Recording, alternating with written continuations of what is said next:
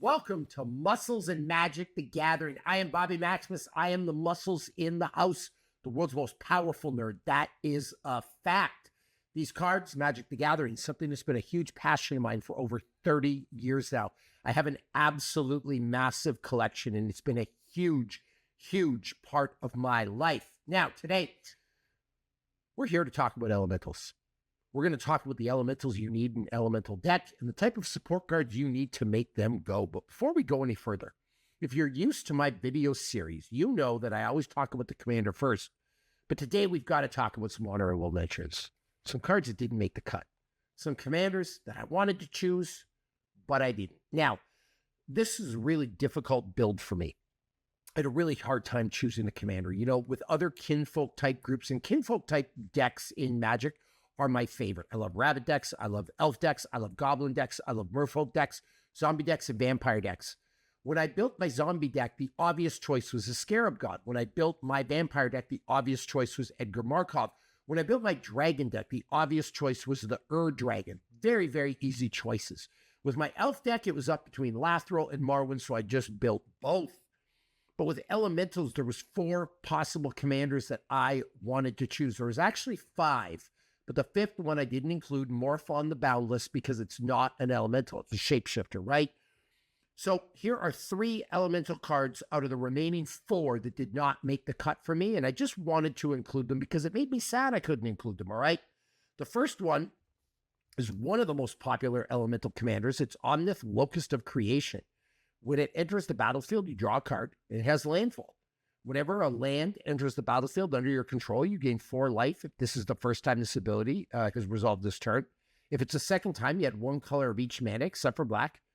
And if it's a third time, Omnath deals 4 damage to each opponent in each planeswalker you don't control. Super powerful commander.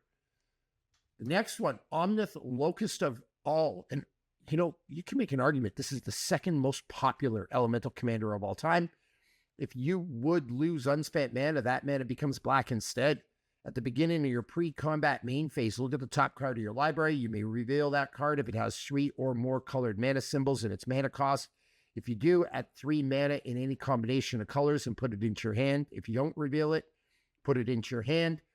And then the most popular of all elemental commanders of all time, the Horde of Notions. Vigilance, Trample, Haste. You pay 1 of each mana. You may play target elemental card from your graveyard without paying its mana cost. But none of those made the cut. I built mine around another popular one, Omnath, Locust of the Roil. When Omnath, Locust of the Roil enters the battlefield, it deals damage to any target equal to the number of elementals you control. So super powerful ability. Whenever a land enters the battlefield under your control, you put a 1/1 counter on target elemental you control. If you control 8 or more lands, draw a card. So obviously skewed around elementals. This is still a pretty popular one, but I don't think it's as popular as the other 3. And honestly, the reason I built it is because I had enough cards in green, blue, and red. Here's the deal. As this video's being recorded, I have 57 total commander decks, all right? It is really hard to build 57 dedicated commander decks, and they all live and breathe in real time. If you go in the show notes, there's going to be a link to my Mox Field. You can check out all my decks, but they are all fully 100% complete. I don't switch cards between them, right? If the deck says that has that card in it, you can come over, you can pull that deck from the shelf. It's got those cards. And I found that I had a plethora of green, blue, and red cards left, but I was running low on the white and the black, and frankly, I needed them for other decks. So this is the commander I went with, and it turns out this was a great build, and this commander works really, really well, and there's a lot of synergy with elementals, so it really was a win-win, all right? Now, let's talk about the planeswalkers that support this commander. The first one we have is Nissa, who shakes the world. This is that Bloomberry printing of it. Whenever you tap a forest for mana, add an additional green mana. The +1 is put 3 +1/+1 counters and up to 1 target non-creature land you control. Untap it, it becomes a surprise, 0/0 elemental creature with vigilance and haste that's still land. And the final ability, you get an emblem with land you control of indestructible. Search your library for any number of forest cards, put them onto the battlefield, tap, then shuffle. A lot of great synergy with this card, and it's got that elemental text on it. Renin Realmbreaker. Lands you control have add 1 mana of any color. The +1 ability, up to 1 target land you control becomes a 3/3 elemental creature with vigilance, hexproof, and haste until your next turn. It's still a land. The -2 ability, mill 3 cards. You may put a permanent card from among the milled cards into your hand. And the final ability, you get an emblem with, you may play lands and cast permanent spells from your graveyard. Nissa, Vital Force. Untap target land you control until your next turn. It becomes a 5/5 elemental creature with haste. Still land. Again, that elemental synergy in there. The -3 ability, return target permanent card from your graveyard to your hand. The final ability, you get an emblem. Whenever a land enters the battlefield under your control, you may draw a card. And arguably the greatest planeswalker ever created, Oko, the Thief of Crowns. The +2 ability, create a food token. The +1 ability, and this is just nasty to do to your opponent. Target artifact or creature loses all abilities and becomes a green elk creature with base power and toughness 3/3.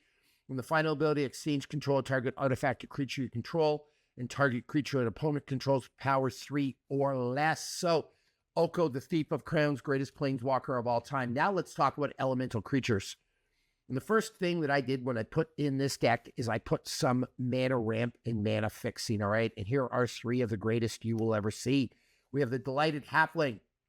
Add a colorless mana, or add 1 mana of any color. Spend this mana only to cast a legendary spell, and that spell can't be countered. We have the Birds of Paradise, the greatest mana ramp, or the greatest mana dork of all time. Flying and add 1 mana of any color to your mana pool. And we have the Bloom Tender. For each color among permanents you control, add 1 mana of that color to your mana pool. Mana fixing, mana ramp is a really, really important part of any commander deck, but especially when you've got 3 colors. Now, the next one up, and it's a beautiful printing of this card, it is called Loot, the Pathfinder. Got double strike, vigilance, and haste, and then you exhaust for 1 green. You get 3 mana of any color. You exhaust for 1 blue. You draw 3 cards. You exhaust for 1 red. Loot deals 3 damage to any target. I had to put that in here, A, because it's useful, but just because it's a beautiful printing of that card. And Loot's got a lot of synergy with the elementals. And speaking of Loot, we have Loot, the Exuberant Explorer. You may play an additional land on each of your turns. Really, really important, because remember that commander text, right? Whenever a land enters the battlefield under your control, you put a 1/1 counter on target elemental you control. All right? Look at, so you may play an additional land on each of your turns. I almost got a little ahead of myself, or a little out of order there. Then you pay 6 mana. Look at the top 6 cards of your library. You may reveal a creature card. I got to slow down reading these. With mana value less than or equal to the number of lands you control from among them. Put it onto the battlefield. Put the rest on the bottom in a random order. Elemental Bear. I loved the Bloomburrow set, by the way. So did my kids. One of our favorite sets of all time.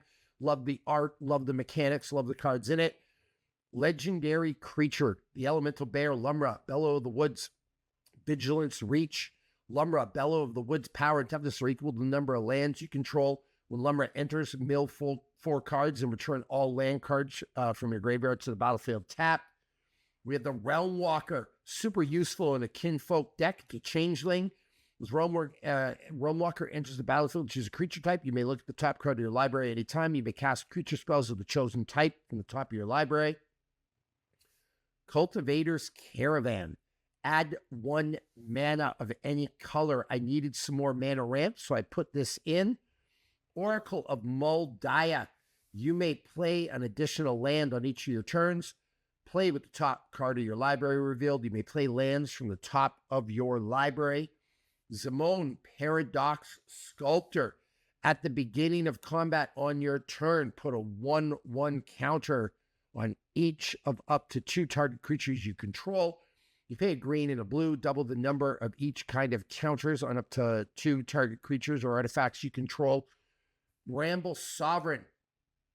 Whenever another non-token creature enters the battlefield, you may pay 2 mana, one of those being green. If you do, that creature controller creates a token that's a copy of that creature.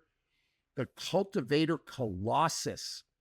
trample, and Cultivator Colossus power and toughness are equal to the number of lands you control. There's a huge land kind of theme in this deck, obviously, because of the commander.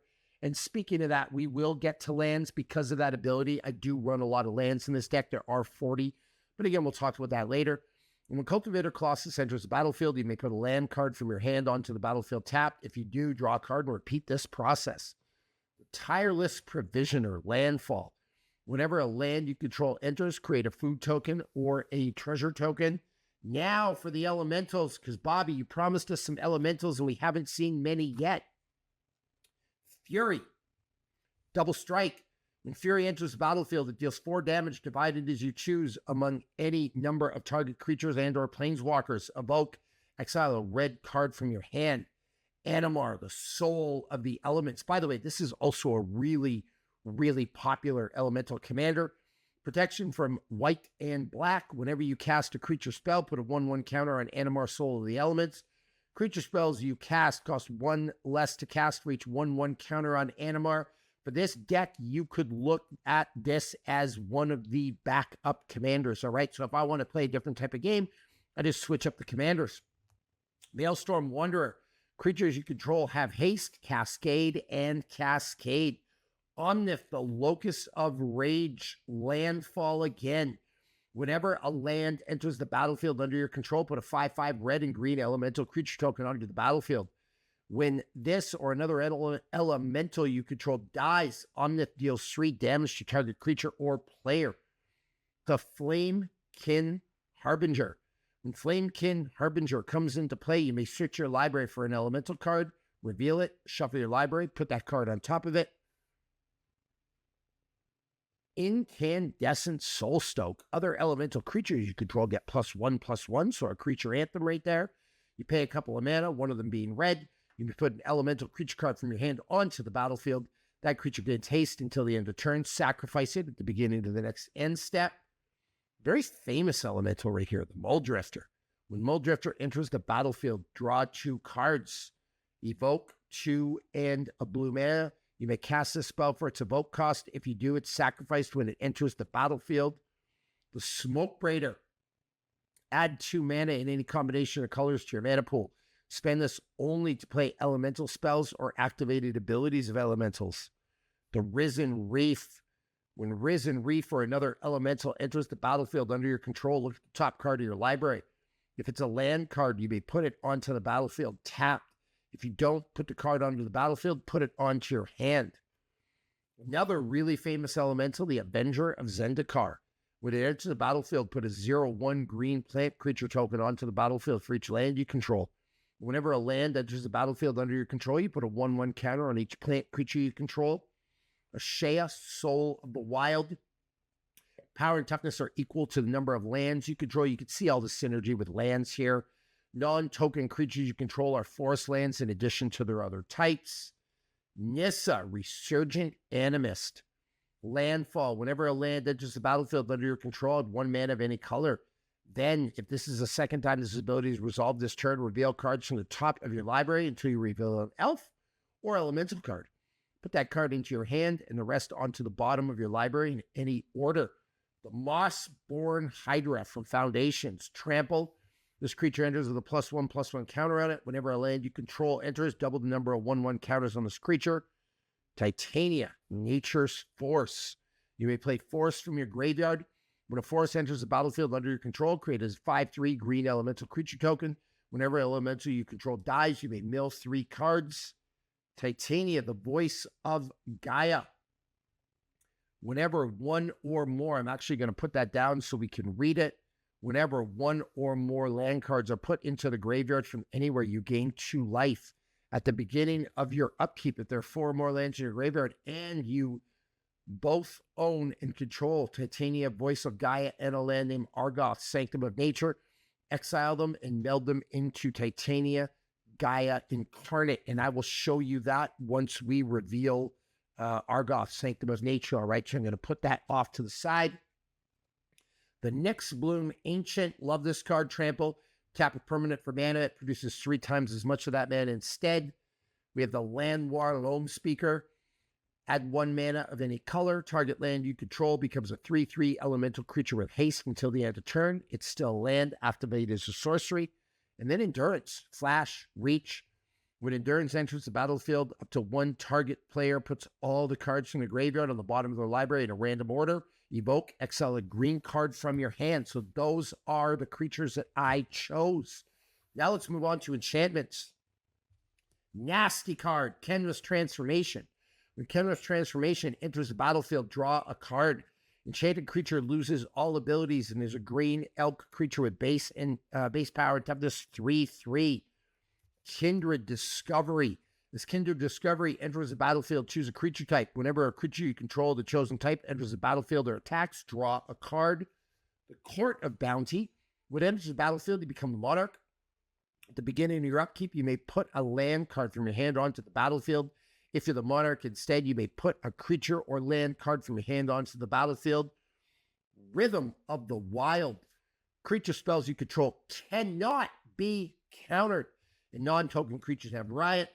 And then we have Case of the Locked Hothouse. You may play an additional land on each of your turns. You control 7 or more lands to solve it. If it's solved, you may look at the top card of your library at any time, and you may play lands and cast creature and enchantment spells from the top of your library. Let's talk about sorceries and instants. Time of need. Get a legendary card. Search for a legendary creature card from my library, reveal it, and put it into your hand, then shuffle your library. Inspiring Call. Draw a card for each creature you control with a 1/1 counter on it. Those creatures gain indestructible until the end of turn. There's going to be a lot of creatures in this deck with 1/1 counters if you've been paying attention. 3 Visits. Search your library for a forest card. Put that card onto the battlefield. Shuffle your library. Farseek.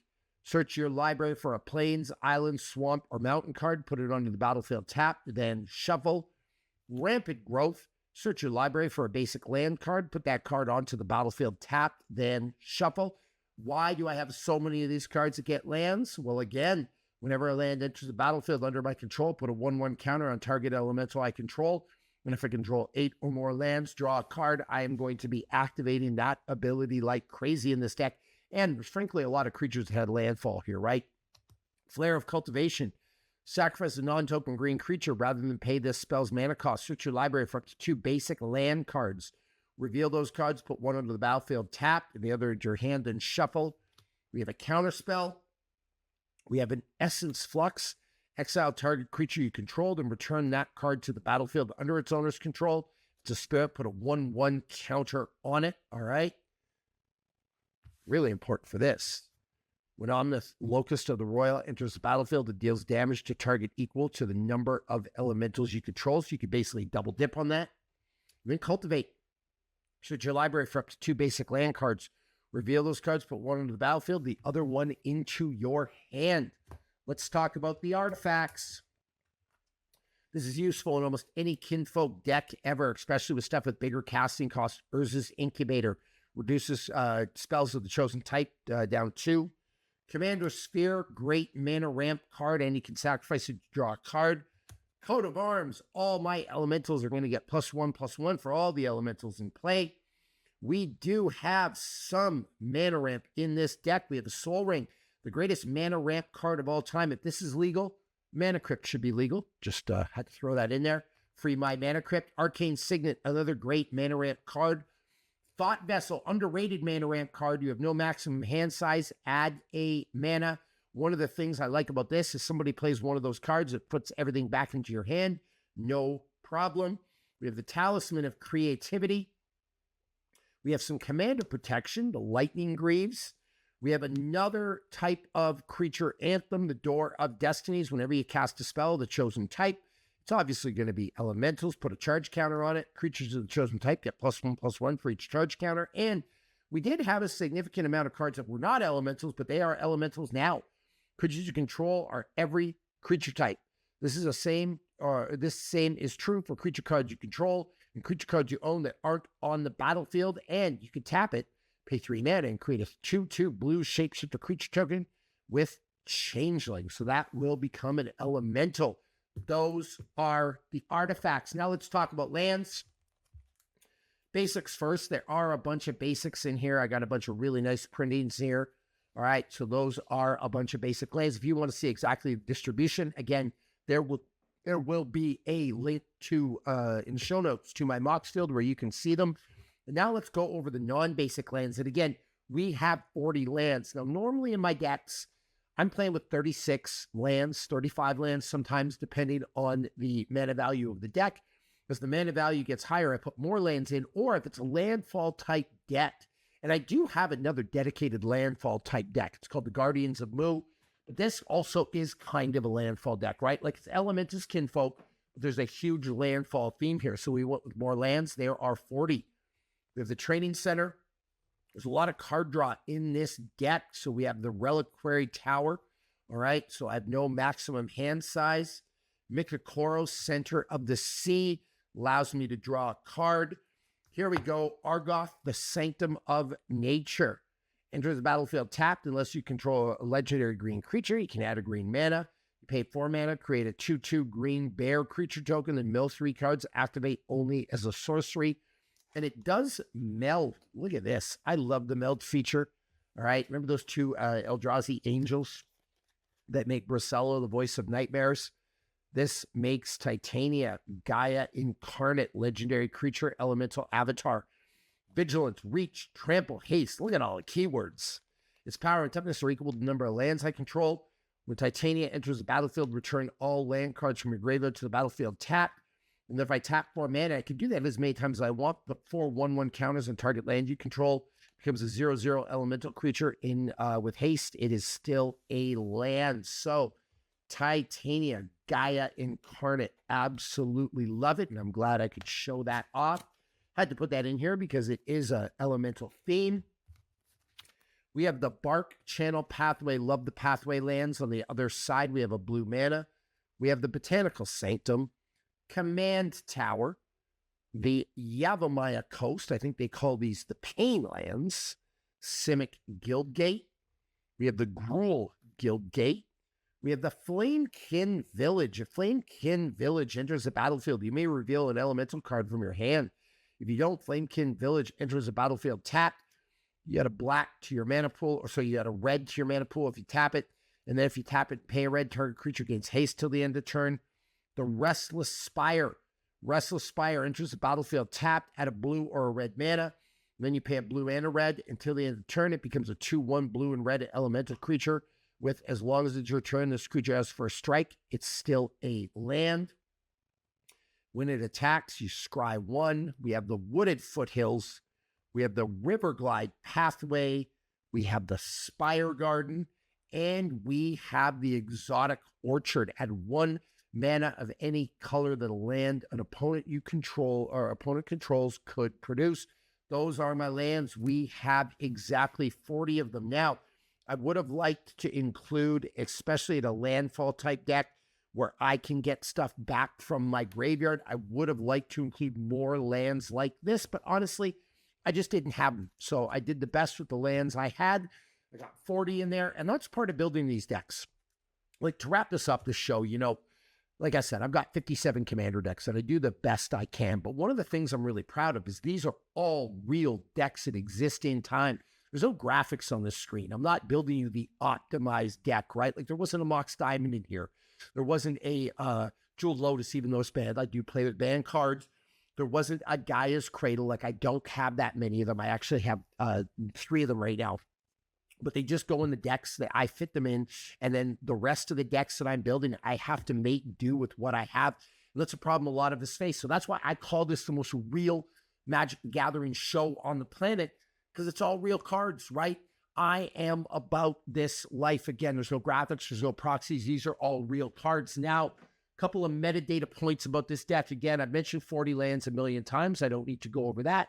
We got 31 creatures, 4 planeswalkers, 6 sorceries, 3 instants, 10 artifacts, 5 enchantments. Total mana value of this deck is 207. Normally, I like my decks to be under 200 to be really, really competitive. But honestly, this was pretty close. And with the extra lands, I'm okay with it. Now, why do I like it under 200? Because if it's under 200, it moves fast. But again, with the amount of lands we have in here, the amount of mana ramp and the way a lot of these elementals just pump lands into my mana pool or pump mana into my mana pool, we're going to be just fine.